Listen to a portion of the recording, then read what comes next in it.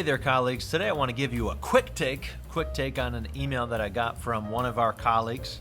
And the gist of this email is that the grading expectations at her school were driving her nuts. I hear this type of thing a lot from people, and I've been there in my own practice. And so I want to give you some quick take thoughts after I read this little bit of this email. So here's what our colleague says. She says, I'm going to unload on you. I need an answer or some relief. This year, the workload put upon the teachers at my high school is overwhelming. They've decided to change the way we grade. We have to give 40% for missing work. 50% is the lowest we can give for late or graded work. We have to accept late work until the end of a unit. We have to give feedback. We have to allow revisions on summatives. Coaches are on us due to eligibility and students with low grades. She says, and here's where she gets to the problem with all this, because a lot of those ideas aren't necessarily bad, but here's the practical problem. I'm constantly grading.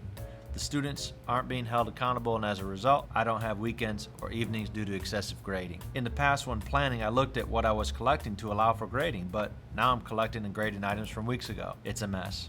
I need to find balance, or after 18 years, I just may leave the profession. Okay, ready for a quick take? Quick take. Here's my quick take. A lot of these grading policies aren't necessarily bad, but the fact that the person is grading every night and every weekend is insane. That's not good for our colleague, and that's not good for her students, and that's not good for her school system. She, by doing this crazy amount of work, is propping up something that is broken. And so here's what I would do in that situation. I would satisfy the living crap out of my grading. I would, for this stuff that's coming in late, spend the absolute minimum amount of time and then subtract from that about 50%, and that's how long that I would spend grading. But Dave, what about feedback on student work? Feedback for me that's going to be really effective is feedback that I can give in a really timely fashion that's super actionable. But if someone is doing something from 2 weeks ago for my class, I understand that maybe, in my school system, we don't want all those kids to end up with Fs. Like, I'm fine with that. But I'm not going to sit here. I can't, just because I can't. Like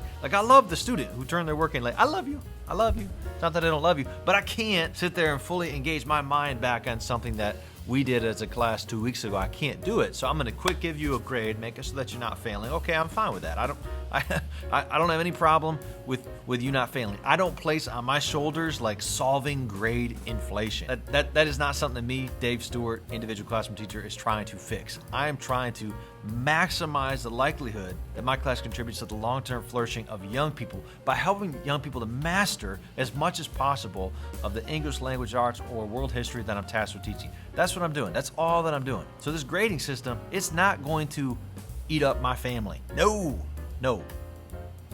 that is not going to happen. It's not going to eat up my weekends. No, not going to happen. Because you know what? The people that I have at home, they matter a heck of a lot to me. They've got one dad, one husband, as far as I know, and I want to come through for them, and I want to come through for my students. So I'm going to give the best feedback that I can possibly give, most timely feedback I can possibly give on the work where I think feedback will really make a difference in student mastery outcomes. But all the rest of the stuff that I'm just grading just to grade it, just because I'm supposed to, I'm gonna intentionally underachieve so that I can achieve the heck out of being a teacher. That's my quick take. If you liked it, click subscribe. Take care.